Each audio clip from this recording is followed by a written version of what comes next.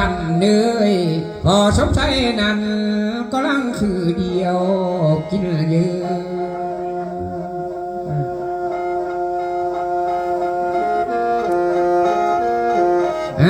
มายังบ่แม่นท่อนี่แล้วป่าบาดเอ้ยสีสุรีพันเอ้ยลุงจิตคำนั้น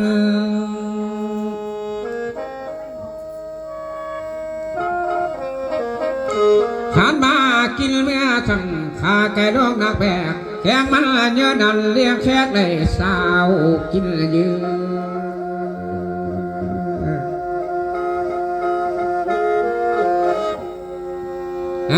มาลุงจิตคำเอ้ยลุงจิตคำสิ่งนั้นนาชีชุวานัน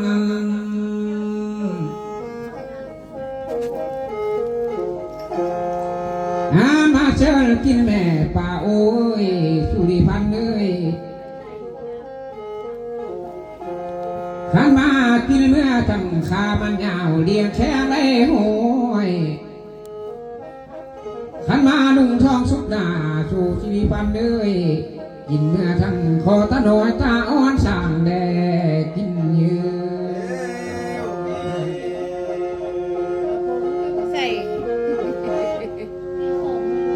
มายังมีลุงไม่สิสู่ดีพันเอ้ย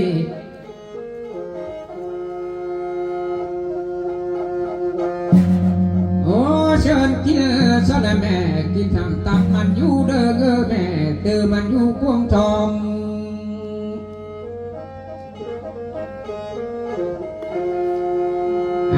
มาลุงเสียงบุญมาเอ้ยคำมันนี้บุญคำมันนี้โคตรนั่นก็ละคือเดียวกินแม่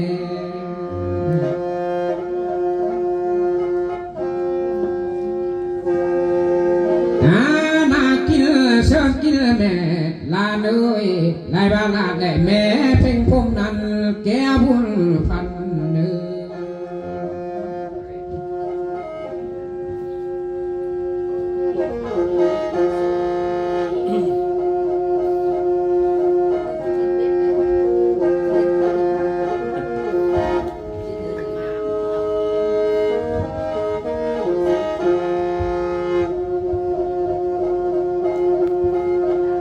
โอ้ยังพ่อแม่ทอดีแล้วพ่อแม่เอ้ยบินงานเอ้ยถ้ามายังมีเจ้าที่เอ้ยเจ้าทานเจ้ากันเอ้ยนายบินกินเยอะ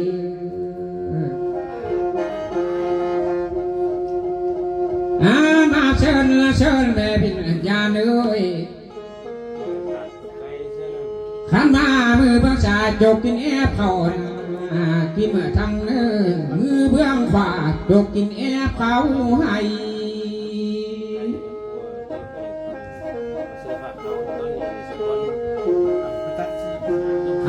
มากินเมื่อทางเขาให้นั่นมันหอมกินงากินเลย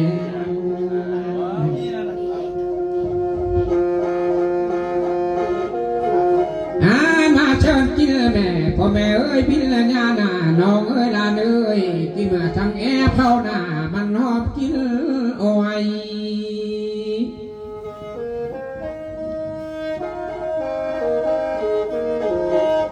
ขันมากินเมื่อทางแอบเข้าหน่วยกินเมื่อทางเข้าแก่หน่วยมาแต่เมืองซ้ำกินเยอะ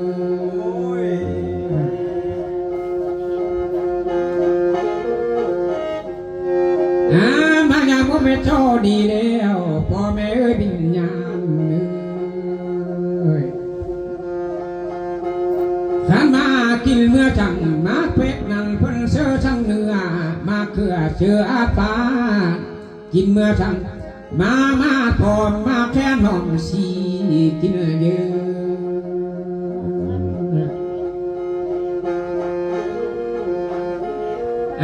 มาหอบดีรักงานหอบพักที่แปรแน่หอบอ่อนเอ็นหอบแผนที่ลากินเยอะ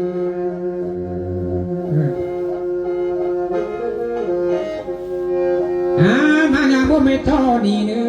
พ่อแม่เอ้ยบิญญาณน้องเอ้ยลานเอ้ย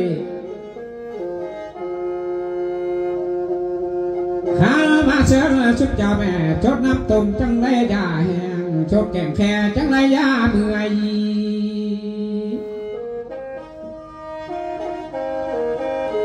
น้ำมามือดีแล้วลูกเจ้าหน้าหลังเพียงเจ้าเลี้ยวพ่อแม่เอ้ยบินญาเนื้อมันยังมีงัวโตดีข้าเต็งกองยาแล้วงัวเข้าข้าเต็งกองเมืองเลย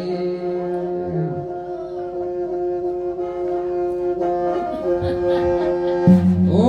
ยังมันโตดีแล้วพ่อแม่เอ้ยบินญาเนื้อโอนไปสร้างเถื่อว่านา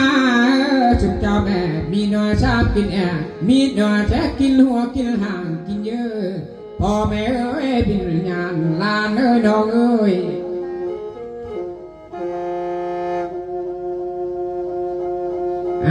มาเชิญแม่บินญาณเอ้ยมาอยู่เนื้อผ้าข่าวลูกเจ้าหน้าดำเพียงกะละแตงมาเม็ดเดี๋ยวนี้ขันว่ามีทั้งเบียร์เนี่ยแป๊บที่มาตัง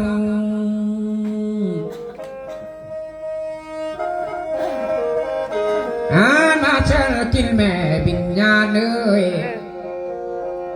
พี่ว่าวะอยู่เนื้อผ้าข่าวสุกเจ้าแล้วเอานั้นเลยไหม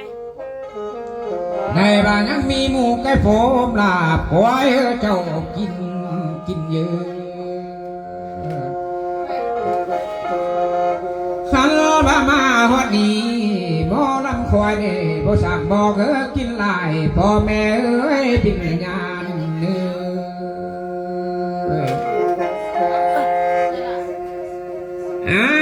มาฮอดนี้บ่ลำควายเดียวบ่สร้างนายกินอิ่ม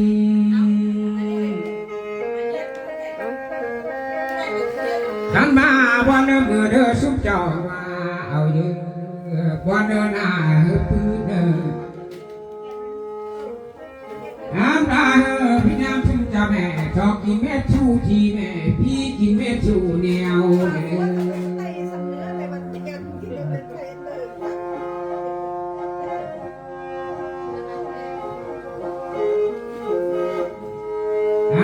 มาเชิญแม่พี่น้ำเลยแค่ตากินคือแมวกินชีนอันนี้นอนเผากองบุญก็ทายเอามากินบ่เม็ดจังใบเนื้อพี่น้ำเลยกินบ่ได้จังบางไก่ก็เลยสื่อเสียงกองนังกองคือกองมาเดียวมาสุดยอดหน้าปวดทุกข์วางทุกใบมีเบื่อ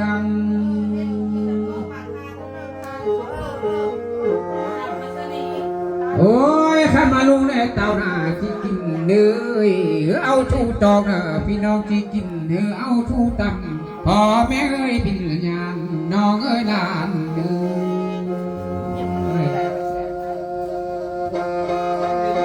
ข้ามาลุงมาเจ้าหน้าที่กินเธอเอาฝ่ามือวางใบข้ามาเธอสุดเจ้าหน้ากินจับแม่กินจ้อยโจ้ยสุ่มเจ้าผู้เดียวกินเนื้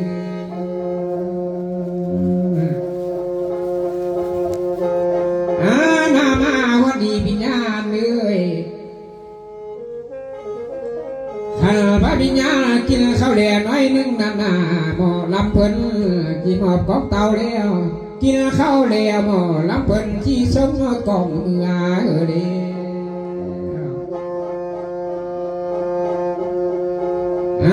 มากินอีเดียวโพดทุใบมีชามวางทุใบมีเบื่อม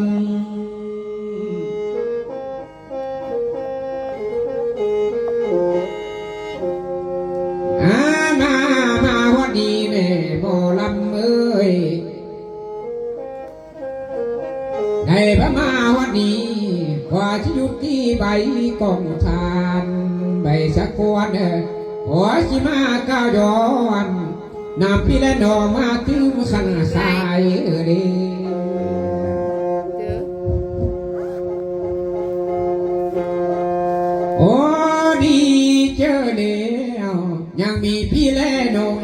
เขียนขี้เจอเบื่อลานมาแล้ว มันเป็นอย่าง น่าจะมีโปเล่แม่เนอะพี่และน้องเขียนชื่อเขียนสั่งเขียนงานเพื่อเกียร์ เดือนละพันนี่ซ้ำคำปูคำปูคำปู เพื่อนยังไงเขียนเนี่ยเสือเจียข้าหน่วยกาชงขาวบ่ลำมาได้ โลบูซูเนาะน้องเด็กบูซูน้องน่ะรถก็ติ๊กติ๊กรถ มาเพื่อนยังไงเชื่อชื่อบาแล้วเพื่อนมาจากกัน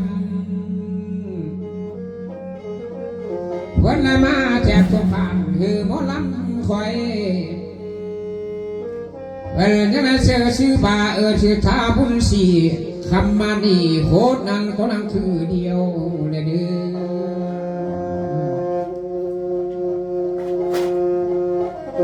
อมาดีเจอเดียวอันเยอะบุญสีเอ้ย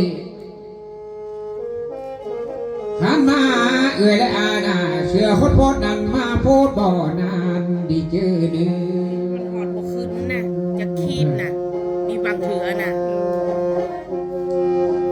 มามีทั้งอันเยอะบุญสีเอ้ยเชื่อคนกินคนสร้างมาแทบชมพานหมอลำหมอแข่งบ่ได้สา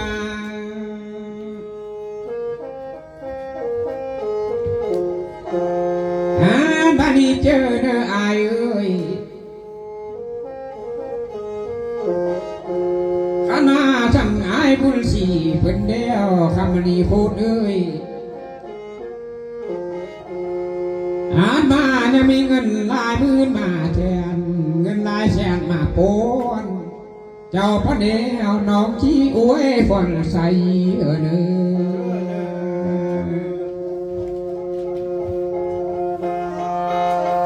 อมานับจะนี่เมื่อนานอายเอ้ยขันมาแล้วกินแล้วทานเท่านี้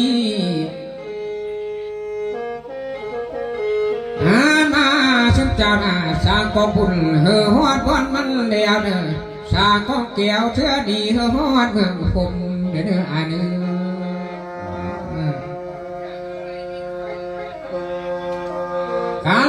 มาทานไปแล้วอันเนื้อบุญสีเอ้ย เฉลียนของโมแก อยากเติมพลัง แอนบอกแค่ เติมพลัง เติมเย็นได้ไหมเติมมันบ้าเอ้ย เอาจะพาท่านผมยังไปว่า ตัดมัน ผมตามใส่ผมเอาหมอนอนยังบอกเอาท่าน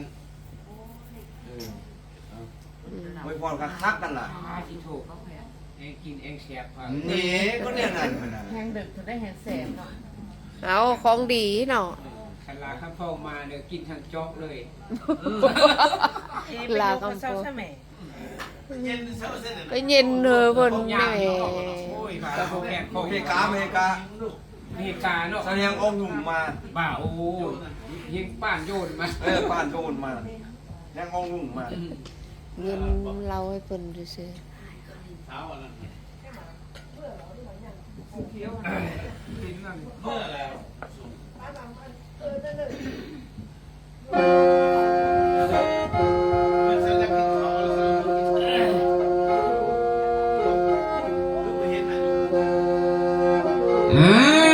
มาฮอดดี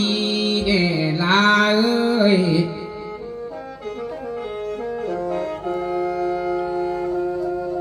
บ่นึกยังบ่เดียวเด้อยังมีพี่เล่นม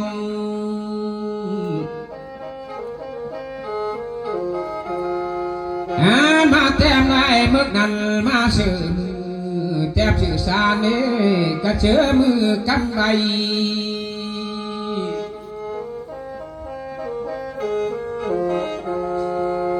มายังมีเน่น้องลานา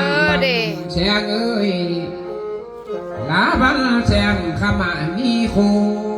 จะซื้อจากไหนไหนโอ้จะได้พูดให้ประยักษ์ปีนี้อ่ะ โอ้ดีเจอเดียว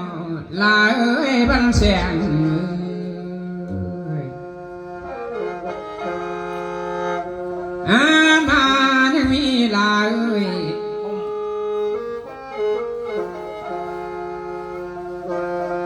มาดีเจอเดียว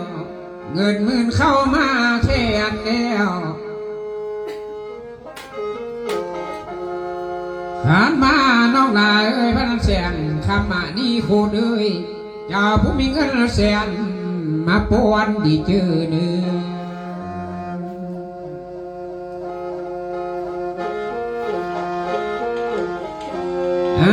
มาเจ้าผู้มาปวนเดียวขันมาปวนแน่ทีมงานเอ้ยหมอขับหมอลำมือนี่แล้ว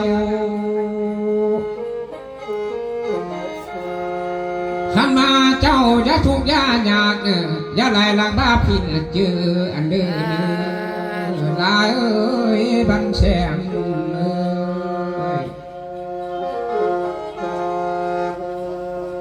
ขันบ้านับจะมีเมื่อนานลายเอ้ยขันมาทางประเดียวได้บามือเบื้องสายหือได้คำหล่อนลาในเรื่องน้องสาธุ บัลลาบัลเสียงเอ้ยขันมาผัวเมียเจ้าหน้าทานไปแล้ว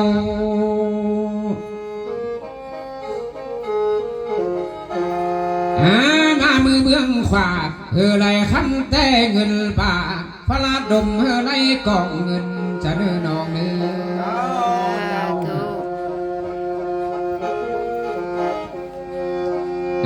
มาชุ่มเจ้าแล้วอย่าไหลอึดไหลให้อย่าไหลลังบ้าพินเจอเนื้อน้องเนื้อเจ้ามาขึ้นเงินในน้องเอ้ยได้เงินเต็มกำเนื้อละเนื้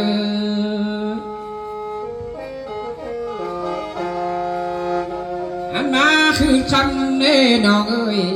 ได้คำเป็นโกนอย่าได้เล่นหวนเสื่อขาเงินคำน้องเอ้ยเจ้า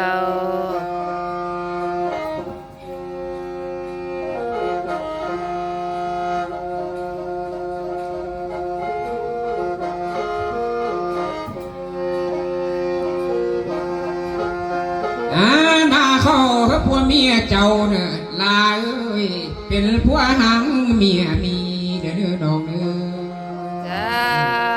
เจ้าโอ้ยมาฮอดดี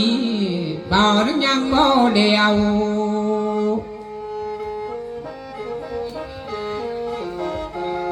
ขอชิมาจ่าเจ้าเจียวน้ำลาคำฟองผมมีใส่เอ้ยใส่ละวิดีโอละแม่ขันมาเจ้าผู้อยู่ไปกำพายร้อนติวนอนน้องเอ้ยอันมาเจ้าไม่เชื่อคนโพดนั้น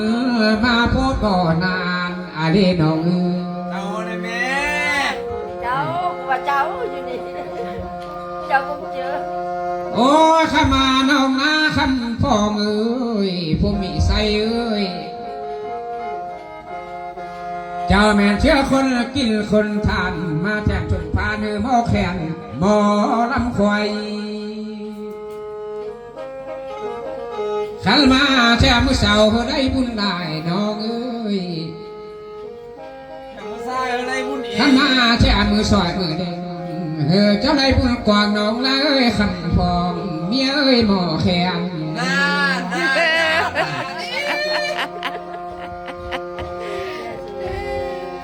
ลายเอ้ยดีเจอเนื้อน้องเอ้ยขันมาน้องผู้จานไปเดียวอันมาเงินส่วนนี้ไปคำวันเจ้าเนื้อลายเอ้ยขันฟองดึงเล็กเขา6 ตัวมาน้องพาไปเดียวจะถ่ายวิดีโอหรือวะขันมาเงินส่วนนี้ไปคูณวันอยู่เจ้าเนื้อน้องเอ้ยวิดีโอนี่งดไปnhưngอะไรนะวันนี้ยัง